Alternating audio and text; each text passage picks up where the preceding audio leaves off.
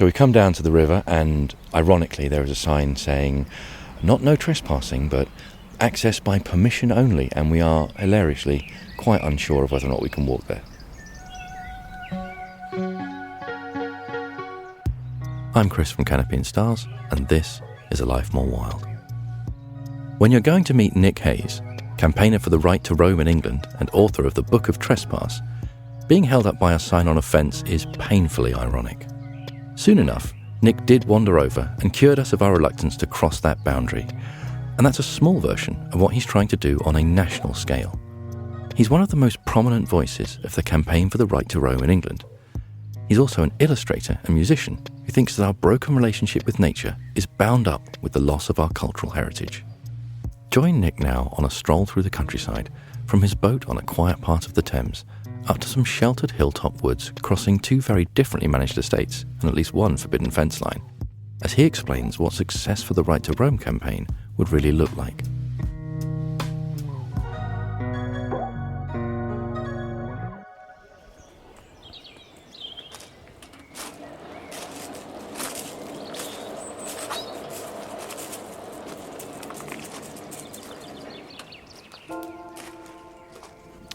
The Right to Roam campaign was launched when the Book of Trespass came out, because we basically realised, actually, it's the publishers, it's Bloomsbury, that will be getting all of these column inches in the newspapers, or getting all the podcasts and the radio interviews and the telly and whatnot.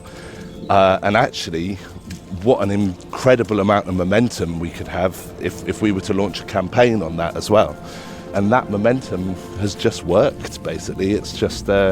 It's launched a campaign. We're now, 2 years down the line in Westminster, and it's looking very likely that we're going to succeed as well, which has just taken everyone by surprise, really. Oh, yeah.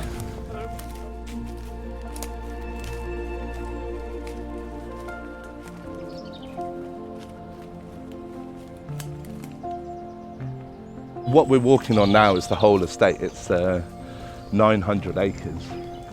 So there's lots of different... there's forestry that goes on up on the hill. There's this organic farm. There's a cattle farmer called James Norman that is a tenant on quite a lot of the land. And then there's enough space for other people in the community to come up with their own ideas. Kristen's got an allotment here, basically growing loads of rosemary and basil and that kind of thing. She's got this massive distillery that she turns it into, sort of essential oils or that kind of thing.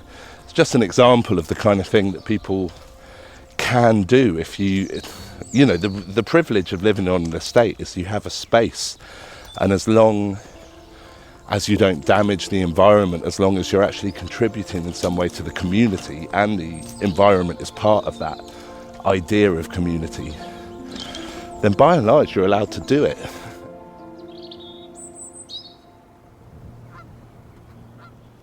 Well, I guess success for our campaign means a full right to roam, so the right to be able to swim or kayak or paddleboard in your rivers, the right to wild camp responsibly in places that are far away from people's dwellings, the right to be able to walk or to climb in England's beautiful open spaces. And just following on from the Scottish right to roam, what we'd be looking for is what they have, which is a Scottish Outdoor Access Code, which actually deals with all of the kind of the issues that you might face if with access to farmland or to forestry. Up there it's just worked really, really well. People, it's not just that people are able to access the outdoors. Our point is that how can people be asked to care that the linnet is down 59% since the 70s, or that the nightingale is teetering on extinction, if you've grown up without ever having heard the nightingale. So what we need is for people to be able to access and connect to nature, to really start to care about it on a visceral level.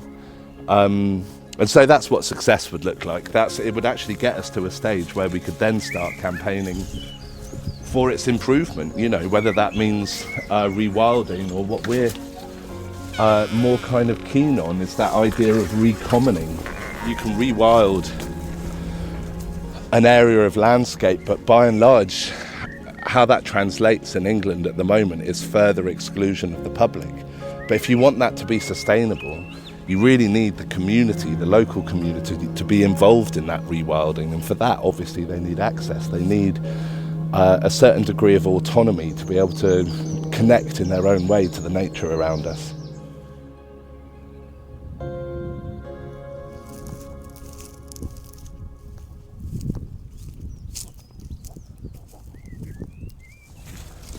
We are walking down an old muddy path on the top of the valley, surrounded by long, very tall beech trees that haven't got the age to kind of widen out yet, or at least they've just shot upwards for the light.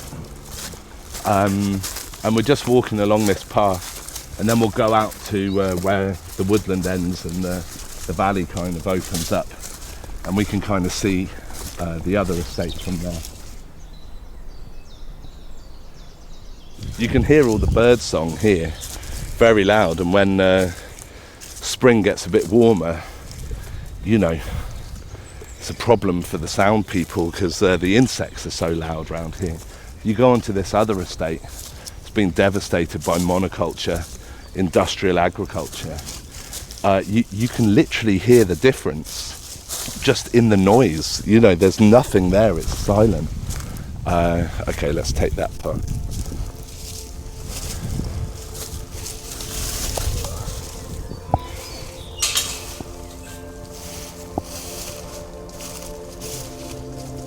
You can see here, this is the fence they keep erecting on this wide open hill. This is a right of way that goes down to like an ancient Anglo-Saxon path that takes you all the way to Reading pretty much, which is legally protected, so you're not allowed to cut in on that.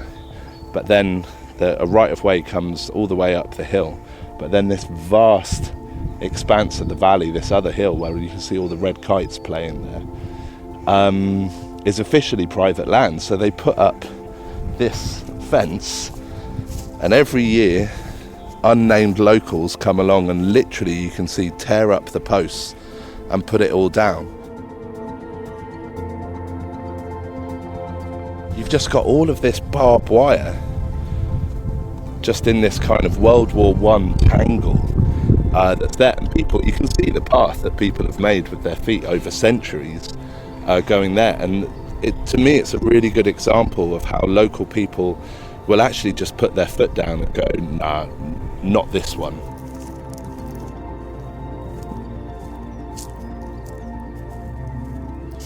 Well, we are using lots, or just recently we've started to use lots of myth and folklore in our campaigns, and when there's not mythological creatures, we've kind of invented them. You know, there was the estate we're just about to go on to. They tried to evict 7 of our friends, a family of 7, because they wanted to tar up the house, you know, just a standard kind of thing, and then rent it to richer people. So we invented a silt witch called Esme Boggart, and just basically told them that we were refusing. You know, you have no right to tear our community apart in that way. These people happen to be kind of central nodes of the kind of local art scene, you know, and they're very much beloved of all of us around here. And we were like, you live miles away in your other mansion. You have a legal right to evict these people with 3 months' notice. But you don't have a moral right. We say, you know, we live here. You don't even live here. You live 10 miles away. You don't know what these people mean to us. So by order of Esme Boggart, go away, you know. And the weirdest thing of all, it worked. It kind of, to invoke these kind of old or new with Esme Boggart, but, you know, it was sort of still based on old mythology. What we're really talking about is a kind of code of conduct and an understanding with the non-human environment, with the communities, that kind of creates these stories that are about the feeling, the experiential feeling of being in land or working with it. There's an eeriness to a full moon over a lake. So a story or an idea or a personification kind of arises in the human mind. It's kind of the wildest thing we've got, even today, is our imagination. And I tend to see the imagination as the link between our wilder selves and this kind of slightly more boxed up self that we've been handed as our personality.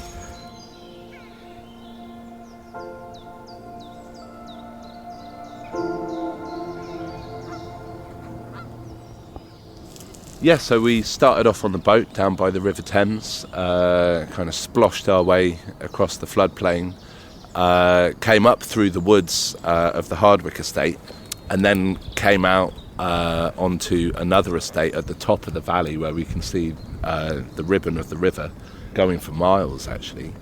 And then just climbed a fence and came and sat in a lovely little copse of hawthorn and ash and oak. And that's where we are now.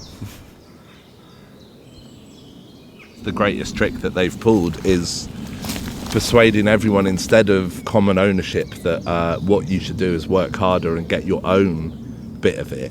That makes sense. And actually people that do have a back garden, the thing that we get all the time is, well, you wouldn't want me coming over your back garden, you know, and camping in your back garden. And it's like, if I owned 6,000 acres, I wouldn't even know about it because I'm not on 6,000 acres. It's a different thing. Everyone has the right to privacy. Everyone has the right to security. But they've co-opted that really essential human fear, almost, of like someone kind of just appearing in my backyard. And they've extrapolated that over, say, 2,500 acres here. Like, we're sat here, we're not threatening anyone, and I have no intention. But if a gamekeeper saw us, he, because it would be a he, would feel that was a threat to his job and to his personhood if he didn't come over and aggressively shout at us. And I still haven't stayed for the police. I've always gone like, yeah, all right, mate, you know, we're going now, kind of thing. But that's definitely this summer's job. I think we're going to go on, me and my girlfriend are going to go on and set up camp on someone's land and not leave and just see. But really what we want to do is bring landowners with us and show landowners how actually a closer connection between local communities and their land will actually not just engender more respect for the environment, but more respect for the work that landowners do. I think lockdown contributed a lot to people both realising how much they loved and needed nature, but also just going on the same path for, 3 lockdowns, looking over into the private forests and thinking, well, like, why the hell isn't there a bit more variety here? Why can't we go there? That really contributed to the kind of mass picking up of our campaign.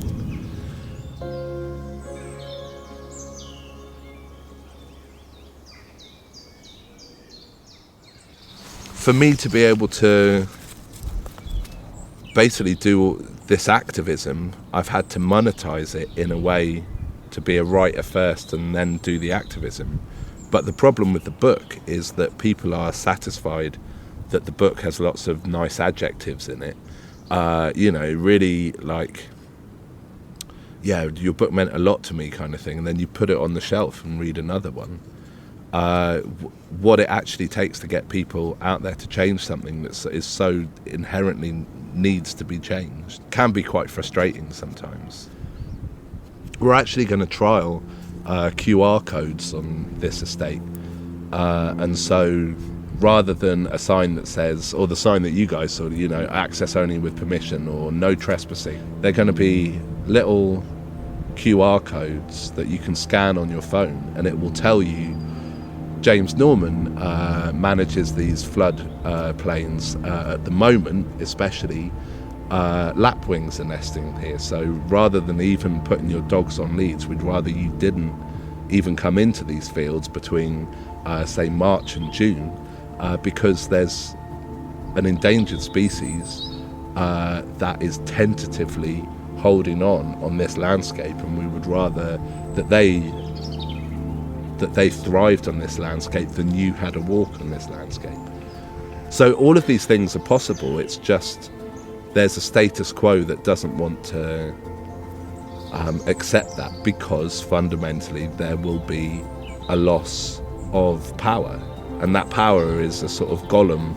It's just like mine, and it doesn't have to be just yours. It can still be yours, but it can be ours.